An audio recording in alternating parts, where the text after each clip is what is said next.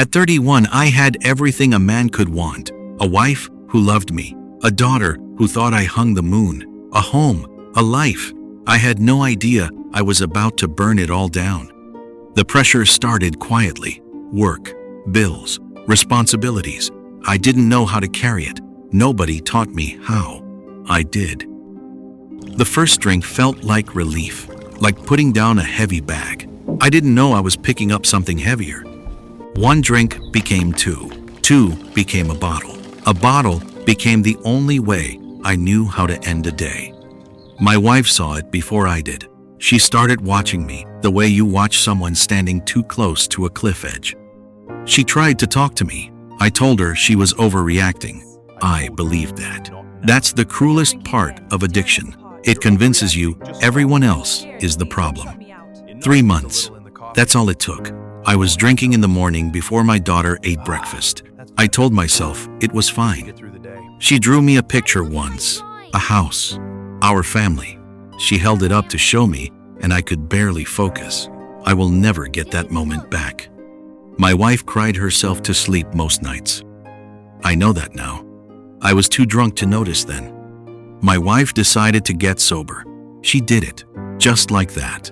I watched her change, and I felt nothing but shame because I couldn't follow. When the social worker knocked on our door, I sobered up just long enough to be terrified, but not long enough to change.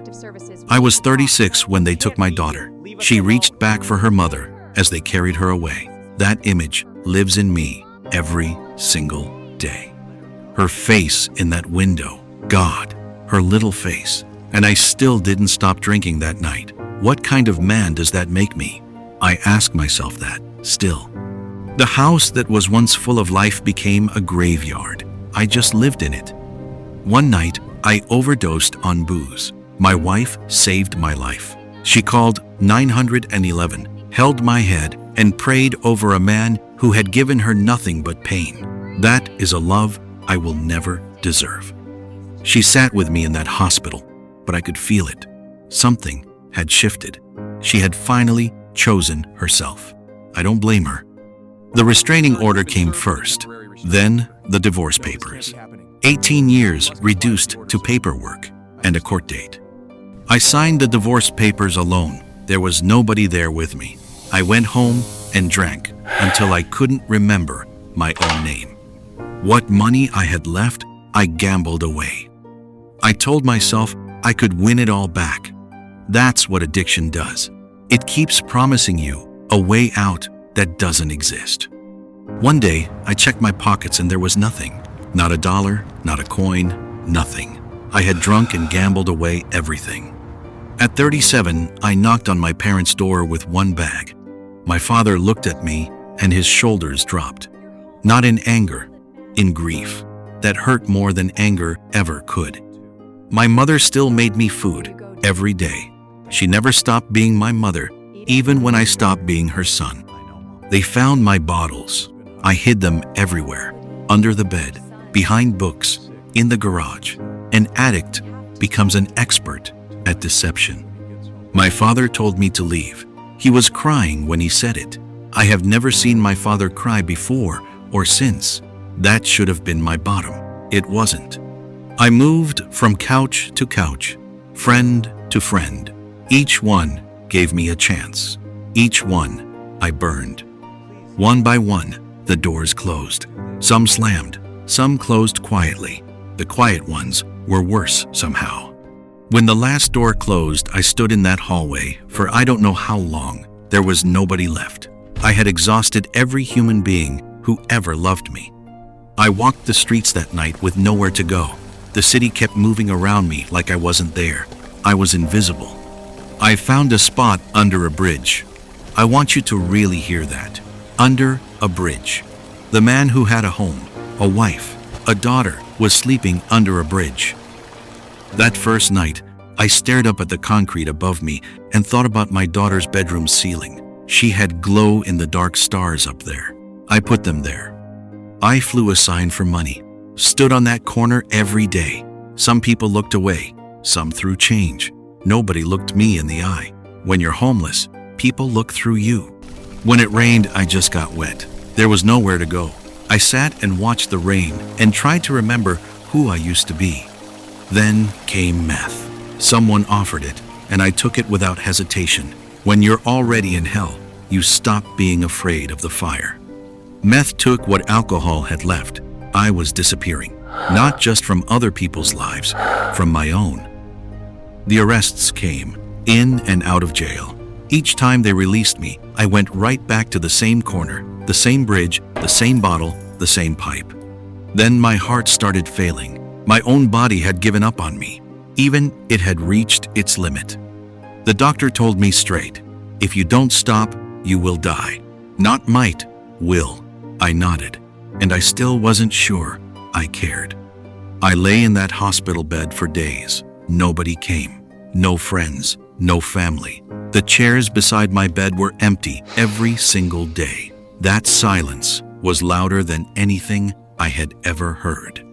One night at 3 a.m. I broke. Not the kind of breaking where you cry and feel better. The kind where everything you have been running from catches you all at once. My daughter, my wife, my parents, my life. It all hit me at the same time. I looked out that window and watched a father walking his little girl to school. He was holding her hand. I turned away from the window and I made a decision. I was going to get back to that. Whatever it took. I walked into detox one last time. I had been before, but this time was different. This time, I walked in like a man who intended to walk out clean. Withdrawal nearly killed me. My body fought me every step, but I kept saying, this pain means it's leaving. Let it leave. In rehab, I sat in those circles and actually listened, and I heard myself in every single story. That was the first honest thing I had done in years. I decided rehab wasn't enough. I went to transitional living in a sober community. I needed walls around my sobriety. I needed people who understood. The first morning I woke up sober and meant to stay that way. I just sat there and breathed, in and out. That was the whole victory. Just breathing clean air. I got a sponsor. A man who had been to the bottom and come back. He became my compass. When I couldn't find north, he always knew where it was. I showed up to those meetings every single day. Some days, I had nothing to say. I showed up anyway. Showing up was the whole thing. I started walking. My body had forgotten what movement felt like. Some mornings, I made it 1 block. That was enough. 1 block, more than yesterday. One morning, I looked in the mirror and I saw someone I almost recognized. I hadn't been able to look at myself for years. I stood there for a long time. First day back at work in 6 years. I sat in the parking lot for 15 minutes. Then, I told myself, this is what you fought for. Get out of the car. Coming home tired from honest work is one of the best feelings I have ever had.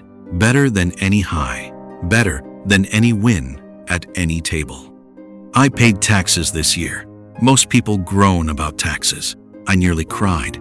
It meant I was back. It meant I counted again. They asked me to speak at rehabs. I stood up and told every ugly truth. The bridge, the sign, the meth, all of it. Because if one person heard it and chose differently, then it was all worth something. I work with other addicts now. I sit where the counselors once sat for me. Every person I help is a reason God kept me alive. My mother hugged me and didn't let go. She just held on. I felt every year of pain and every year of love in that one embrace. My father shook my hand and said, I knew you were still in there. That was enough. That was more than enough. My daughter still won't talk to me. I understand. I earned that silence, but I stay sober every single day so that if she ever needs her father, he will be there, sober, present, ready. I found God not in a church first. I found him under a bridge, in a hospital bed, in a detox center at 3 a.m. He was in every place I hit bottom. He never left. I just couldn't see him through the fog. I am 44 years old. I am not rich. I am not where I want to be yet, but I am standing. I am breathing. I am present. I wake up every morning and I choose not to drink. That is my greatest success. That is my miracle. And if you are watching this from your own bridge, your own bottom, I need you to hear me. God is not done with you. The road back exists. I walked it, and I promise you, so can you.